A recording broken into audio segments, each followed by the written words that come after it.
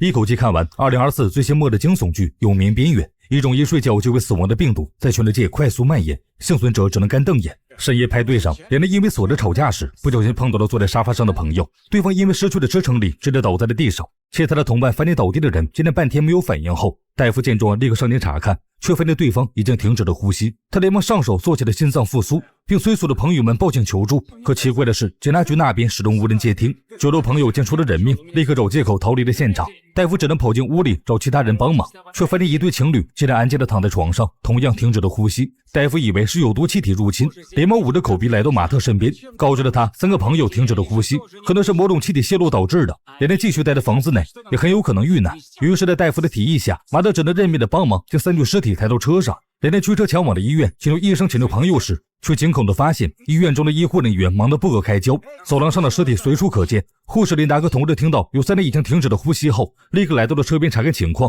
确认了大夫的朋友们已经没有了生还的希望。护士们立刻转身离开了，只因他们还在忙着手头的工作。医院中大量的病人猝死一事，联合护士已经忙到彻夜未眠，具体的原因估计得等到警方赶来调查了。为了搞清楚状况，大夫和马特只能坐在医院里等待。此时坐在他们面前的一对父女因为无人接待，只好选择闭目养神。他们不知道的是，此时外界已经断讯，除了找不出别人死亡原因的院长已经遣散了其他的医生，如今他也要不顾一切地赶回家中和家人团聚。琳达见院长去意已决，他只好将求助的眼神望向自己的同事。好在同事心软了，他同意留下来帮助琳达，但那同事已经工作了一夜，他准备去休息10分钟，却为了自己会因此沉睡下去。大夫最先发现了异常，他看到喝了药酒入眠后的老头竟然在口吐白沫，已经彻底失去了意识。大夫立刻起身准备叫醒老头的女儿，告知他此事。然而大夫刚触摸到女人，下一秒他竟然也瘫软了下去。听到动静的琳达连忙跑过去查看，立刻意识到了不妙，他立刻劝同事帮忙。很快琳达便发现同事竟然也没了呼吸。琳达这时也终于明白了过来，只要一睡着就会死亡，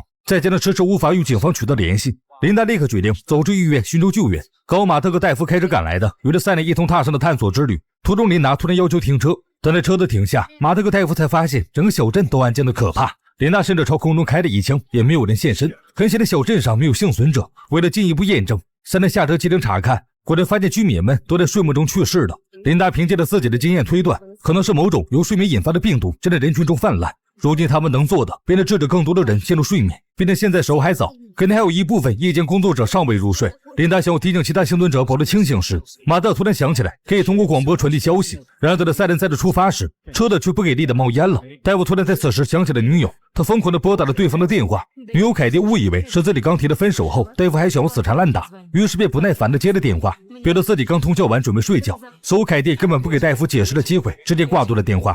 如今车子迟迟无法修好，凯蒂又即将面临死亡的威胁，为了拯救女友的性命，戴夫不管不顾的现在奔跑了起来，哪怕此时距离女友家还有几公里的距离，他也不敢停歇下来。来到了凯蒂家门口时，戴夫不管不顾的闯进了家中，他发现女友并不在床上后，立刻四处寻找起来，却不料被凯蒂一球棒砸中了后脑勺。由于凯蒂的力量并不大，戴夫不至于晕过去，他将许多人因为睡觉而亡的事情讲了出来。凯蒂不禁斜着拨打电话，却发现一直占线中。好在随着马特也终于修好了车，他带着琳达来到了播音室，将陷入睡眠会死亡的消息传达了出去，并引导了所有幸存者前往医院会合。凯蒂听到广播中的消息后，终于有些信服戴夫的话了。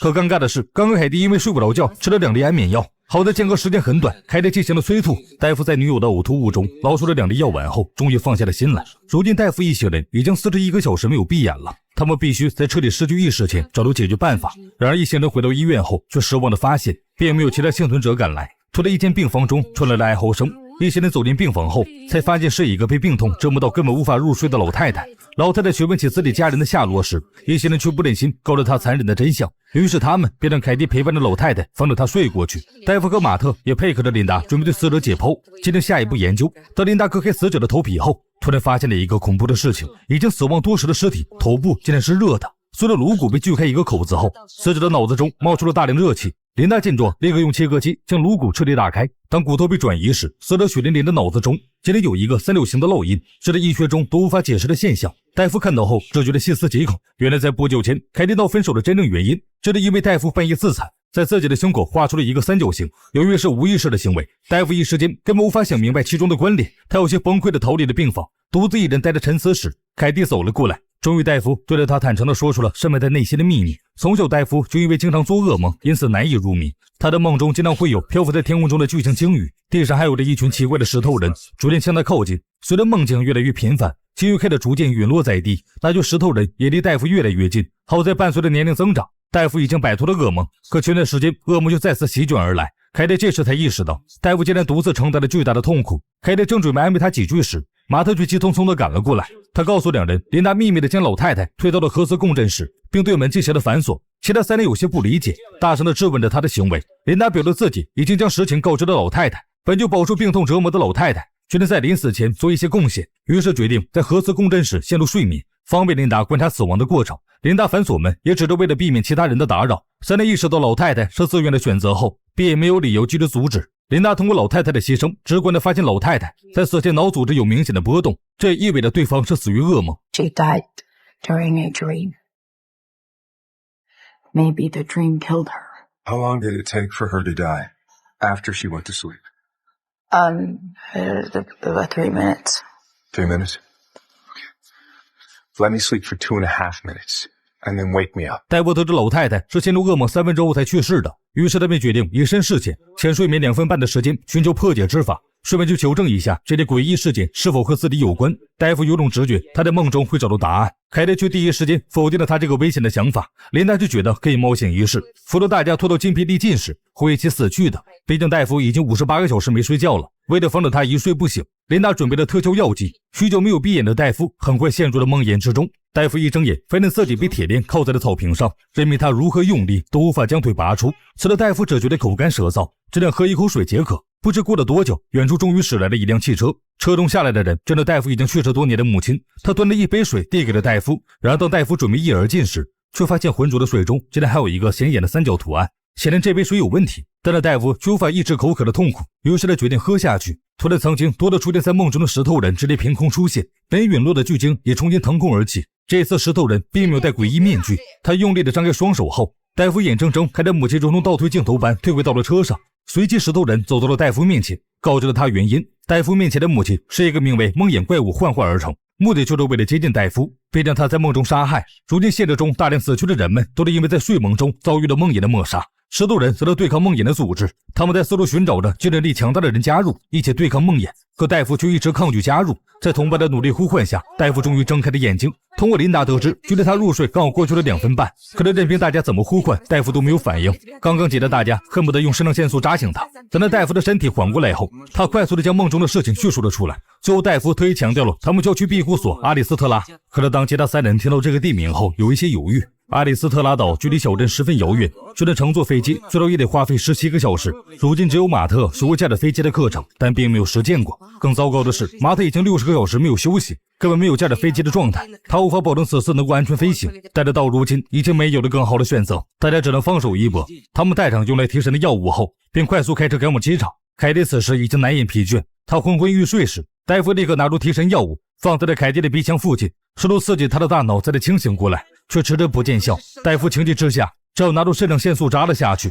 才迫使凯蒂彻底清醒过来。一行人有惊无险地赶到了机场。马特查看了飞行手册后，顺利地驾驶着飞机升空了。然而随着飞机平稳的飞行后，凯蒂却再次失控了。这一次他彻底睡了过去，无论其他人怎么刺激都没有再次醒来。凯蒂终究没有等来救赎，然而剩下的人状态也不是很好。随着飞行的时间越久，大家都已经难掩疲惫感，马特的意识逐渐开始模糊。他为了保持清醒，只能不停地撕咬着自己的皮肉。即便如此，马特的上下眼皮还是忍不住打架。琳达见状，找给他扎了一针肾上腺素，在药效的作用下，马特终于缓了过来。为了防止出现意外，琳达随手递过了一把手术刀，在必要时，马特可以用痛感保持清醒。此时戴夫有些坚持不住，琳达见状连忙将他唤醒。接下来的10天里，3人只能通过这种方式互相监督着彼此。终于，他们见到了抵达庇护所的上空，3人看到救赎的小岛，忍不住高兴起来。然而没高兴一会儿，马特便意识到一件恐怖的事情，他们想要降落的地方根本没有空旷的跑道，使得马特已经绕道3圈了。最终他下定了决心，在人用耗光前迫降在海面上。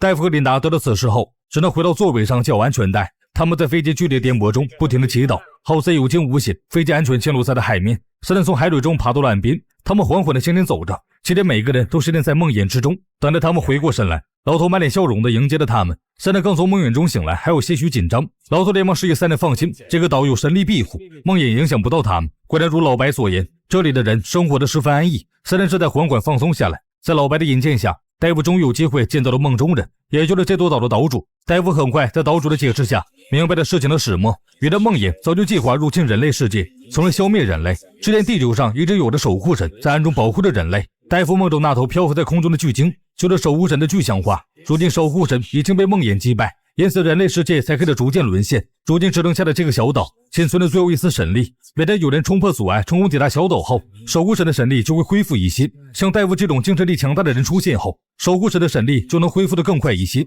戴夫却因为凯蒂的死亡有些低落，岛主安慰他当务之急应该好好休息，等他一觉睡醒，或许一切还有转机。琳达和马特在舒适的环境中终于放心地闭上了眼睛。戴夫看着头顶缓缓飘过的巨鲸，安心地进入了梦乡。然而在他闭上眼睛的瞬间，现在本已经在恶魔中死亡的人却纷纷睁开了眼睛，瞳孔中还闪耀着那诡异的三角形图案。距离最近的凯蒂已经缓缓走出水面，逼近小岛。很显然他们已经成为了梦魇的傀儡，接下来小岛就得迎来一场激烈的大战。